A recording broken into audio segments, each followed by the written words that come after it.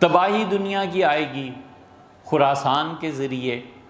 خراسان تباہ ہوگا جب ہندوستان سندھ کو تباہ کر دے گا، سندھ تباہ ہوگا جب چین سے لوگ اٹھیں گے، اور چین تباہ ہو جائے گا 3 طریقوں پہ، یا تو وہاں ہلکی ہلکی بارش ہوگی جو انہیں تباہ کر دے گی، یا ریت کی ہوا چلے گی، یا وہاں پر بیوہ عورتوں کی کثرت ہو جائے گی، اور چین میں جو تباہی آئے گی وہ ان 3 اسباب میں سے کسی سے آئے گی۔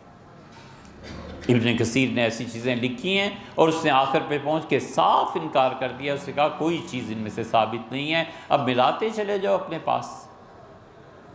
اس لیے بھیا ہوش کرنا چاہیے۔ نبی کریم صلی اللہ علیہ وسلم نے پہلے غزوہ ہند کے متعلق فرما دیا تھا۔ اب یہ غزوہ ہند کو جو لوگ استعمال کر رہے ہیں نا، انہیں یہ بھی سوچ لینا چاہیے کہ تم اس کی تشریحات میں اس موجودہ ہندوستان کو لا رہے ہو، اس ہندوستان کو کیوں بھئی؟ خراسان کا ذکر رسول اللہ صلی اللہ علیہ وسلم نے فرمایا، یہ دوسرا اس کا جواب ہم پیش کر رہے ہیں۔ خراسان جو تھا نبی کریم صلی اللہ علیہ وسلم کے زمانے میں پورا مشرق خراسان میں شامل تھا، اور پھر آتا ہے تبت اور چین کی لڑائی کا ذکر کہ تبت والے چین کو چھیڑیں گے اور چین والے تبت کو تنگ کریں گے، اور یہ دونوں آپس میں لڑیں گے۔ اس کے بعد بھی محدثین نے لکھا ہے سب چھوٹ ہے، یہ لوگوں کے اپنے اپنے قیافے ہیں جو انہوں نے اپنے زمانے میں بنا لیے تھے۔ خراسان پورے کا پورا، اور خراسان سے دجال بھی آئے گا۔ خراسان اب تو صوبہ ایران کا یہ مراد تھوڑا ہی ہے، خراسان پورا مشرق مطلع تھا، اور لوگ کہتے تھے سورج جہاں سے طلوع ہوتا ہے یہ خراسان ہے۔ خراسان میں موجودہ افغانستان بھی تھا۔ ان سارے مذہبی دیوانوں سے پوچھے کہ افغانستان بنا کب تھا، انہیں اتنا بھی نہیں پتا کہ یہ خراسان کا حصہ تھا۔ 1747 میں تقسیم ہوئی تھی، اور اس تقسیم کے نتیجے میں افغانستان وجود میں آیا تھا، وگرنہ کیا تھا؟ خراسان میں سارا ہندوستان یہ شامل تھا۔ خراسان کو ہندو کش سے شروع ہوتا تھا، اور کو ہندو کش سے لے کے ایران سمیت، افغانستان موجودہ سمیت، پاکستان، انڈیا، نیپال، بنگلہ دیش، روس کی ریاستیں، یہ سب خراسان تھا۔ اور حضور اقدس صلی اللہ علیہ وسلم نے فرمایا خراسان سے ایک تو یہ فرمایا دجال آئے گا، ایک یہ فرمایا تھا کہ حضرت مہدی کے لیے ایک جماعت نکلے گی اور ان کی حکومت کو اسٹیبلش کریں گے، یہ بعض روایات میں آیا ہے۔ اور ایک جگہ یہ بھی آیا ہے کہ رسول اللہ صلی اللہ علیہ وسلم فرمایا سیاہ جھنڈے اٹھیں گے، اور جب وہ اٹھیں گے سیاہ جھنڈے خراسان سے نکلیں گے تو پھر بیت المقدس فتح کیے بغیر وہ نہیں رہیں گے۔ اب خراسان تقسیم ہو گیا۔ اب اصرار کرنا کہ خراسان تقسیم ہوا ہے اور اس میں یہ جو پاکستان ہے، پھر اس میں بھی اصرار کرنا کسی کی جو فوج ہے یہ جا کر اسرائیل کو فتح کریں گے، اور یہ وہ لوگ ہیں جو بخشے ہوئے ہیں سارے۔ سبحان اللہ، یہ احادیث کو غلط کرنا ہے یا نہیں ہے، جھوٹ بولنا ہے یا نہیں ہے؟ خراسان تقسیم ہو گیا، کتنے ممالک بن گئے، مالا کنڈ کا ذکر آتا ہے، اور اس چیز کو سب سے پہلے اتنا پھیلاؤ جس نے دیا ڈاکٹر اسرار صاحب تھے۔ ڈاکٹر صاحب کی نیت، ڈاکٹر صاحب کی نیکی، ان کا خلافت کا قیام، اس کے لیے ان کی دعائیں، ان کا اصرار بڑی قابل قدر چیز ہے، بڑی قابل قدر چیز ہے۔ ڈاکٹر صاحب گھر تشریف لاتے تھے، مہربانی فرماتے تھے، ان کی یاد اب بھی آتی ہے۔ ان کی کاوشیں اور کوششیں اپنی جگہ پہ، لیکن علمی طور پر یہ خطا ہو سکتی تھی ان سے۔ وہ ظاہر ہے کہ کچھ جیسے علماء، ویسے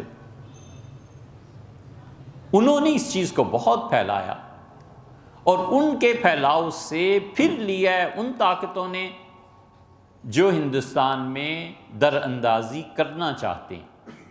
وہ کس کے ایجنٹ ہیں وہ جانے اور اللہ جانے، مجھے اس پہ بحث نہیں کرنی، لیکن انہوں نے رسول اللہ صلی اللہ علیہ وسلم کی اس حدیث کے کو پڑھا کے نوجوانوں کے دماغ خراب کیے، لڑکوں کو جا کے وہاں کٹوا دیا، سینکڑوں گھر برباد ہو گئے، سینکڑوں لاشیں آئیں، اور یہ ہندوستان میں تمہیں فتح مل جائے گی، یہ کچھ نہیں ملنے کا، رہنے دو انہیں امن سے۔ دنیا لڑائیوں کے قابل رہی ہے، اور ایٹم بم ضمانت ہیں سبحان اللہ بقا کی، تو روس نے اپنے آپ کو کیوں نہ بچا لیا؟ روس کو کیا ہو گیا تھا؟ ٹوٹ گیا کہ نہیں ٹوٹ گیا؟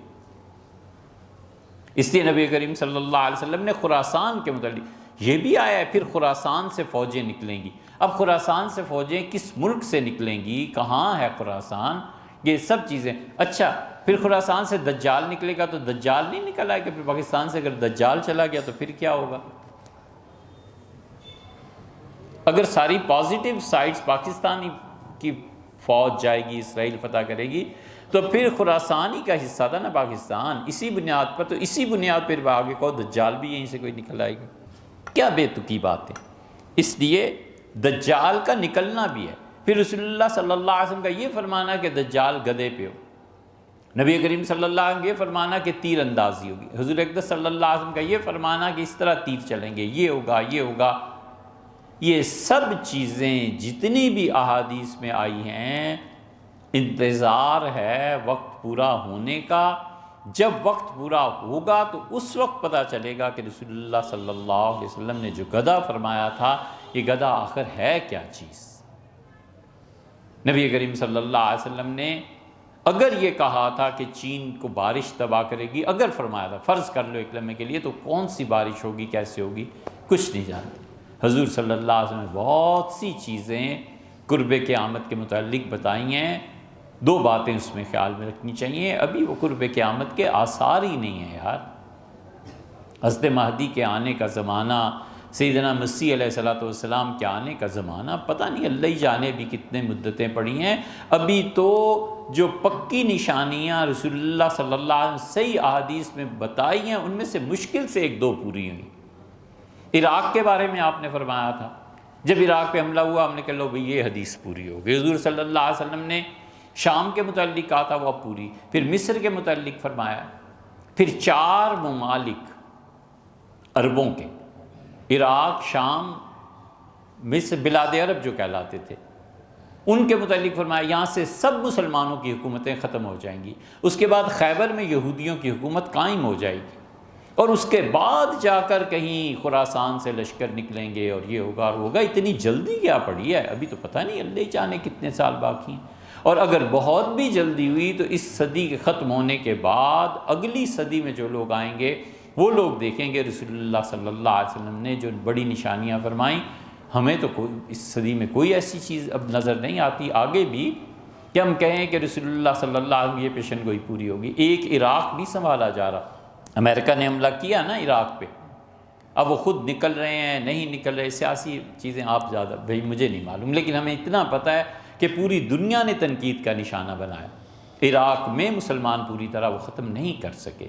اب مصر کی حکومت تباہ ہو جائے گی. مصر کے متعلق رسول اللہ صلی اللہ علیہ وسلم نے صاف لفظوں میں کہا کہ پھر تمہارے ہاں دیکھو گے مصر کی باری آئے گی، پھر ایک کے بعد ایک، ایک کے بعد ایک، حتیٰ کہ تم مدینہ منورہ تک رک جاؤ گے، پھر جا کر یہ چیزیں پوری ہوں.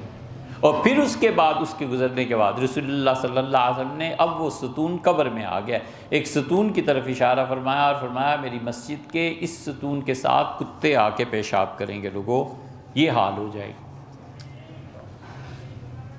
تو اتنی چیزیں بھی باقی ہیں خام خواہ.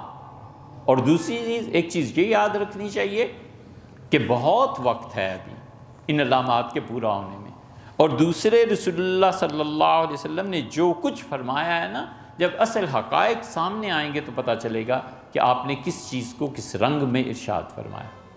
اور تیسرے، اس قسم کی روایات کو لے کے لوگوں کے ذہن خراب کرنا اور انہیں امیدیں دلانا